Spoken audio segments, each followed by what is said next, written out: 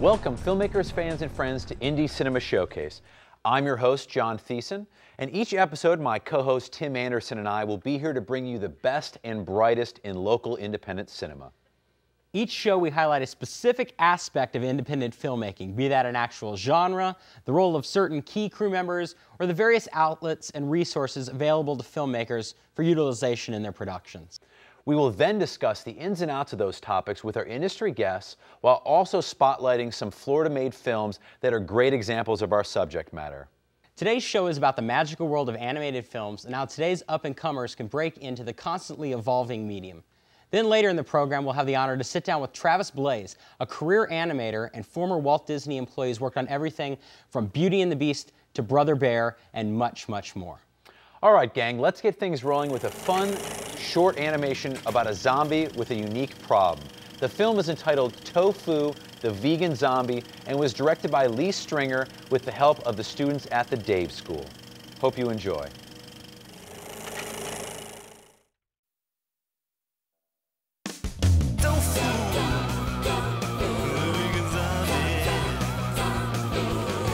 One stormy night he went to bed. The next day he awoke undead. His tofu, the vegan zombie.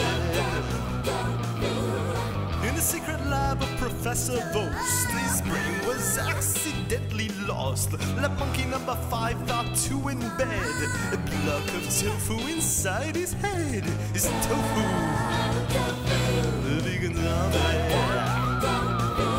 But if out comes the tofu block, he'll go insane and eat beef stock. With a tofu block inside his head, he's craving lots of veggies instead. Yes, tofu, the vegan zombie. He's truly one of a kind, the friendliest zombie you'll ever find. Tofu, the vegan zombie.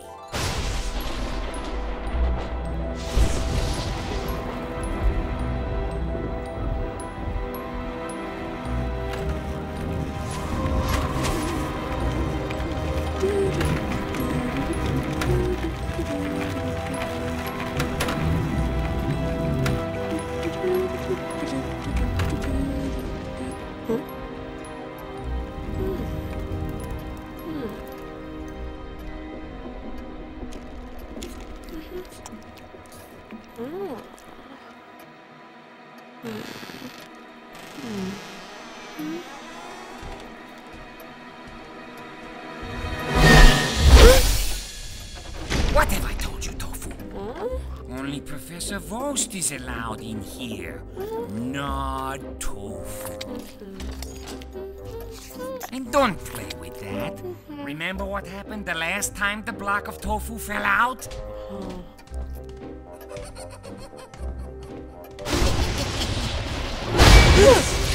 Hello, Tofu. You want to play in there, don't you? What's the professor have to hide? We're family.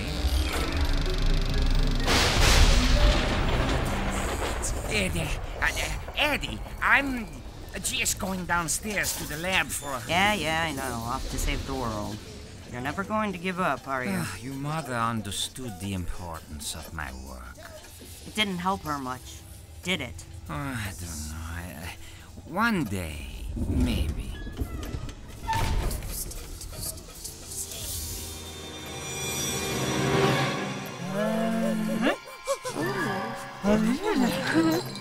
Not good.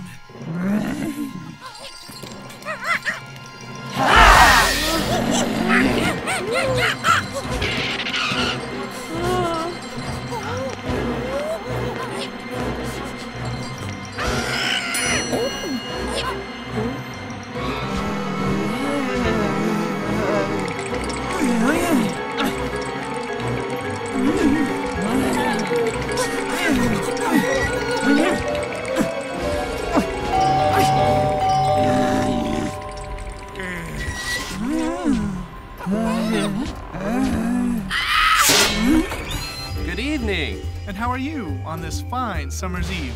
Oh, it's you two again.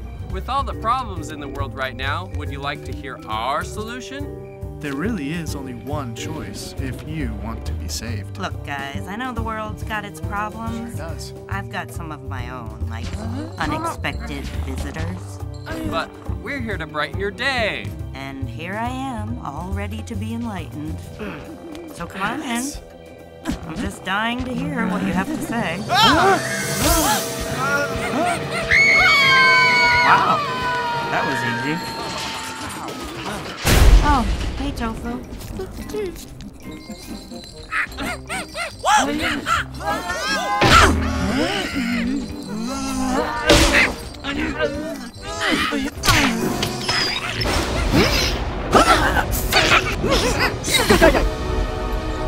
Praise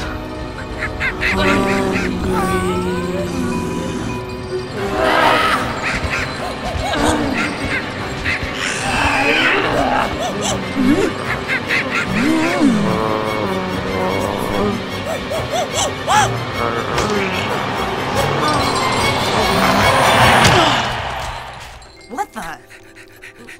Come on, guys. It's not dinner time yet.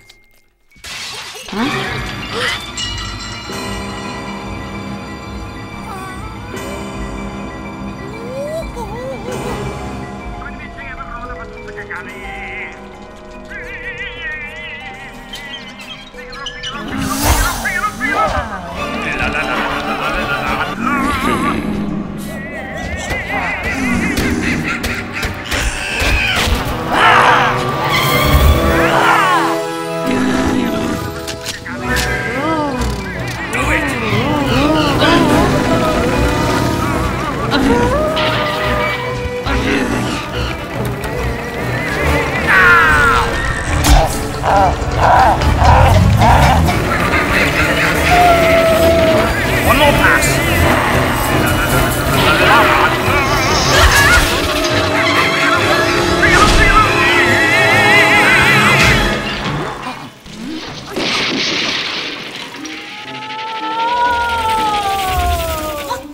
Eddie? Dad? Fiona? Mom? My mom is a zombie? Well,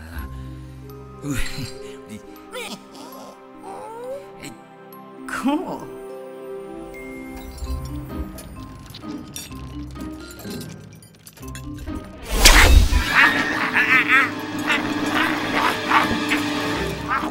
not so fast. You'll choke to death.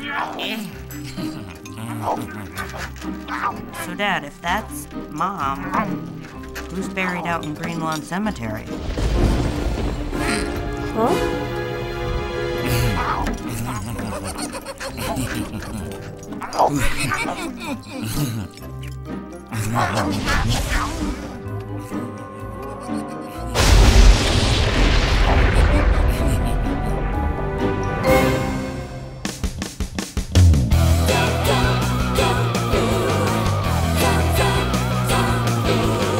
One stormy night he went to bed. The next day he awoke undead. His tofu, the vegan zombie.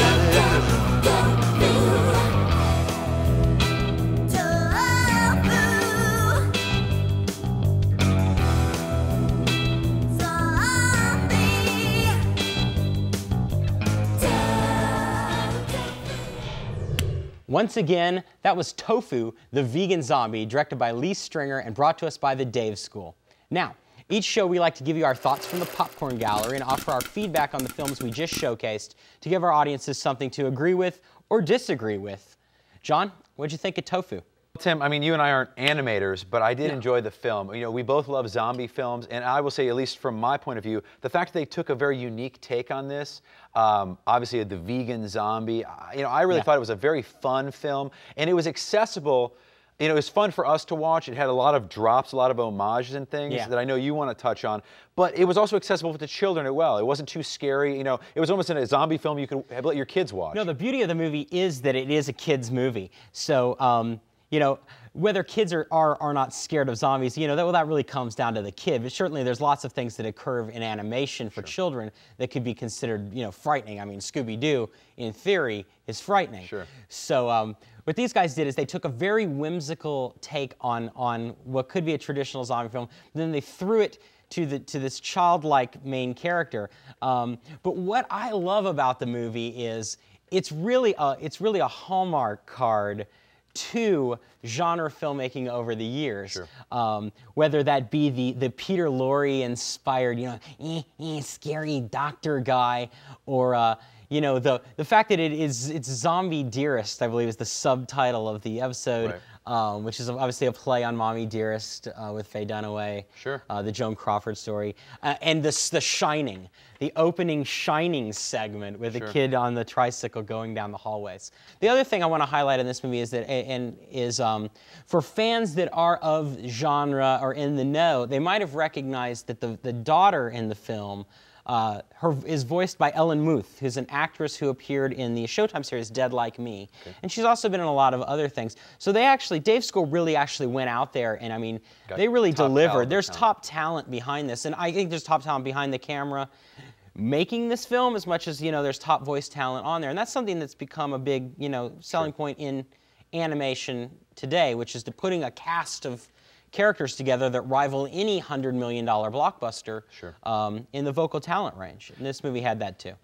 To me, the coolest thing about the film, and it's simply because you and I are collectors of many things and toy collectors, what have you, is that after they made the film, they actually went out and made a Tofu action figure toy, which I think is just, this is mine, so you go get your own.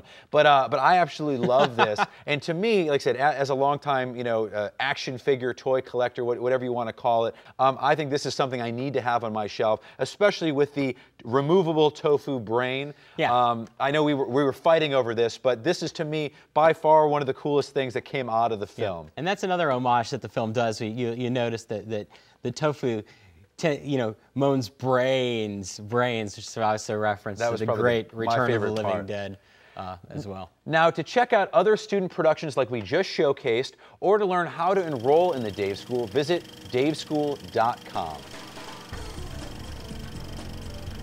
Now, when we come back from the break, we'll be talking with award-winning animator Travis Blaise. Stick around.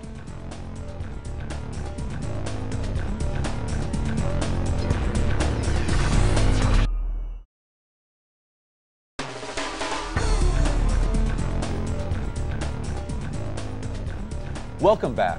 Since on ICS we want to do more than just show fancy moving pictures to our audiences, on this episode's Industry Insight segment, we're very excited to have with us animation alumni Travis Blaise. Thanks for being here with us, Travis. Well, thank you for having me.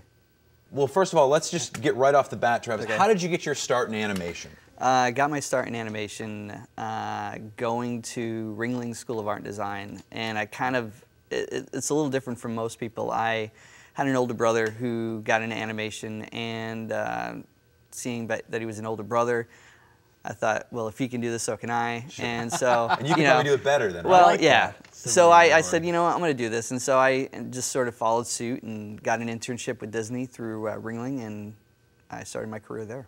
What kind of animation do you do? I do more traditional-based animation. Nowadays, since of course technology has come into play, I do everything digitally, but I still do it traditional. Well, and talk about maybe, so our audiences are on the same page with us today, tell them what different styles really exist in today's popular, I guess, culture. Well, there are many forms of animation to date, but the more popular kinds, more mainstream that you see in entertainment is stop motion, digital CG or 3D animation, and hand-drawn or digitally hand-drawn animation.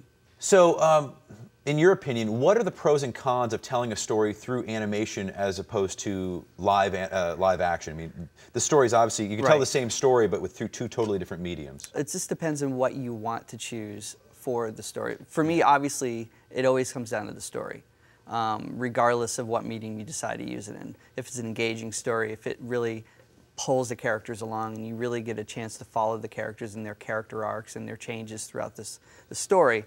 I think with animation, you have more of a broader opportunity to kind of like go out of the box, so to speak. Anything goes. I mean, in animation, it's like whatever you can think of, you can put down. And especially with now Avatar that's come out, and you have the idea like 2 decades ago, who would ever thought that you'd be sitting there in a green screen in a completely virtual world with CG characters. Sure. We touched a little bit on this in the introductions about the work that you did do at Disney, but you worked on basically the resurgence of Disney animation. You worked on all the, like really what are considered the contemporary classics of Disney animation. I want to talk a little bit about, you know, the work you did on Beauty and the Beast and the ilk. I was really lucky to be kind of born at and going into college at the time that I did. Of course, having an older brother who sort of like pushed me along. Sure. It was a great time. I mean, I look back at it now. I was with Disney 14 years. I started on Beauty and the Beast. Yeah. I was 20 years old. It was my summer job. Wow. You know, not very many people can say that was your summer job, but it was. It was I was finishing up college, and I had just done an internship with Disney, and they asked me to come back for the summer to work on Beauty and the Beast, and I'm like, okay. And yeah, hard to say no to that one, right? No, and so it sort of followed suit after I graduated from Ringling. I immediately had a job, and that was, in itself, was really unique, and having that opportunity. And from there, I went and started on Aladdin, and I worked on Pocahontas, Lion King, Hunchback, Tarzan, Lilo and Stitch, which that was one of my favorite films, was Lilo and Stitch. I started as a cleanup artist. I don't know if you understand what the process is in traditional animation. When we started, it was all hand-drawn. Yeah. We didn't have the computers that we have now.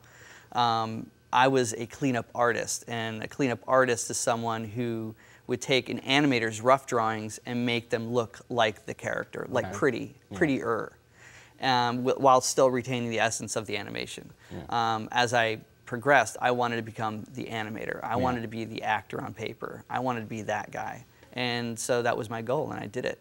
By Pocahontas, I was an animator. Wow, that's fantastic. So, now, kind of getting to the filmmaking process, because this is Indie Cinema Showcase, as an animator, do you think animators either historically or especially today have to have a working knowledge of the filmmaking process, camera work, lighting, these kind of aspects of the medium? Yes. I think nowadays kids have more access and to this knowledge. The software equipment is more sophisticated. I think when I started, I virtually did not have a real understanding of filmmaking, and I learned that on the job. 20 years of being in animation has taught me the ideas of filmmaking, lighting. The principles are basically the same, just one is set up differently in a virtual world as opposed to a real life set. As we wrap things up here, Travis, last question is, what advice would you have for somebody either in high school or moving into that college arena where you started? What advice would you get to the up-and-coming animator, and either what avenues or what overall path they should start looking into? Just really start. There's so much opportunity with the web to get your hands on at a young age. My kids have been doing this since they've been 10. Wow. There's so much opportunity for there to draw. Even if you don't have access to a computer, get a book, go to the library, find books on animation, find books on filmmaking, start reading about storytelling. Storytelling is the most crucial thing of all. Sure, you can tell, once you get that inspiration going and telling a good story, then you can take that, go outside, start sketching. Bring a sketch pad with you. Sure. There's always ways to work within the means that you have. Sure. Well, once again, Travis, thank you so much for being with us, sharing. I mean, you are a wealth of knowledge, so thank you so much for sharing your knowledge with us. Thank you. Well, to find out more about Travis and his upcoming ventures and projects, visit www.travisblaise.net. As Travis heads back to the drawing board, we're going to show you one of his award-winning short animated films. This film series is entitled Timmy's Lessons in Nature and was winner of the 2004 Nicktoons Short Film Festival. We hope you enjoy.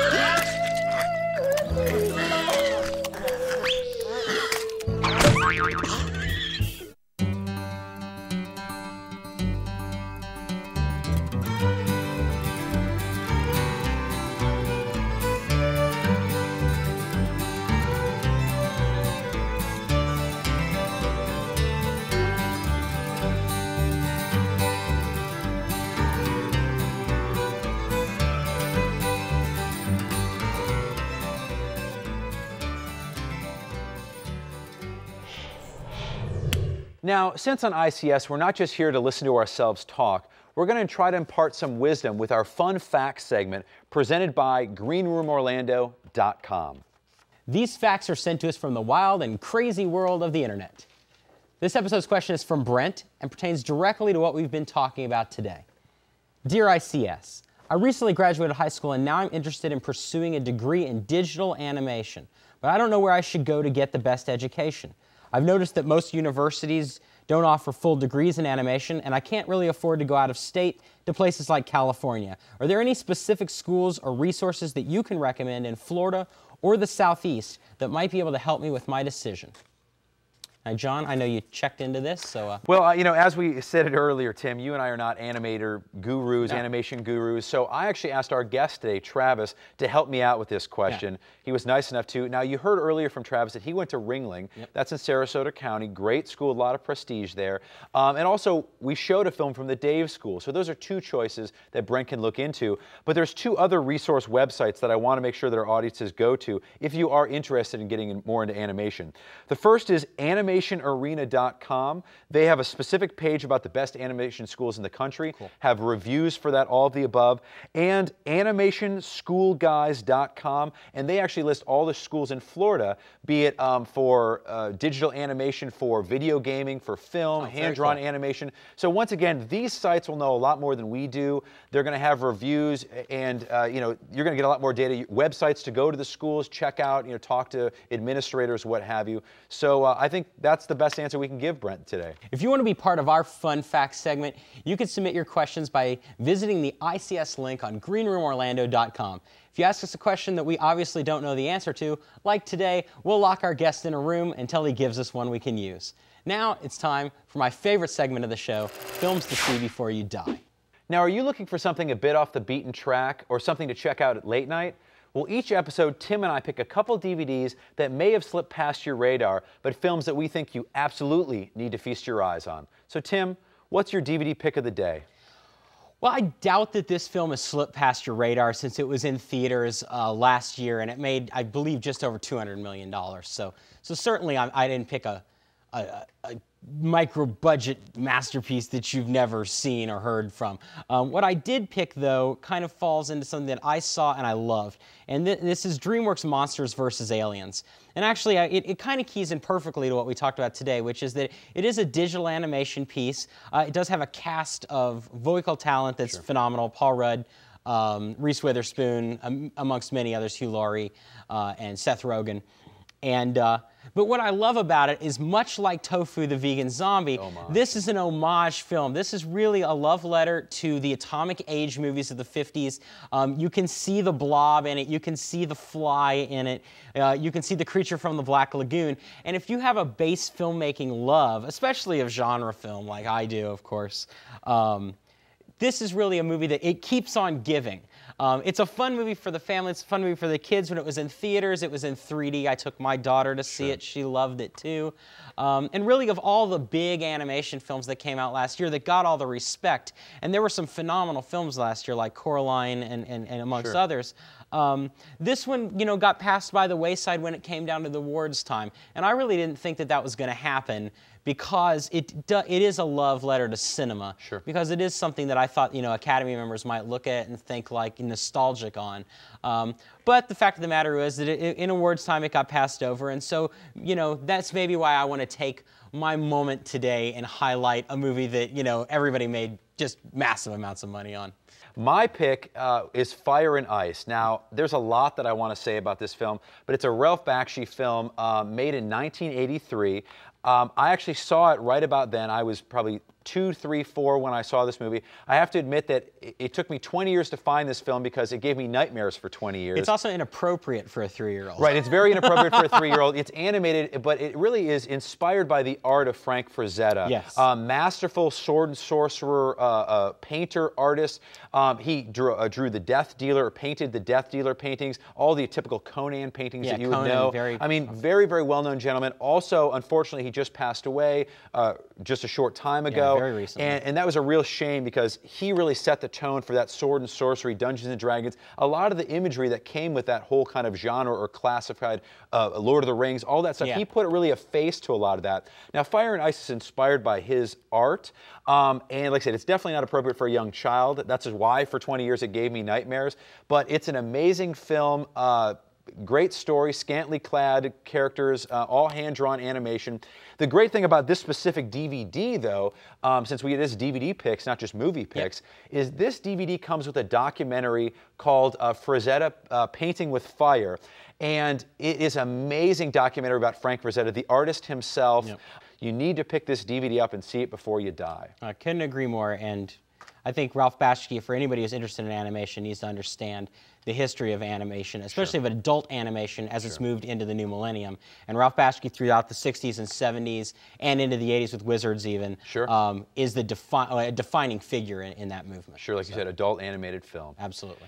Well, that's all, folks. We want to thank all of you out there in TV land for joining us. We also want to thank Travis Blaise for dropping by to share his insights with us, as well as always as our segment sponsors.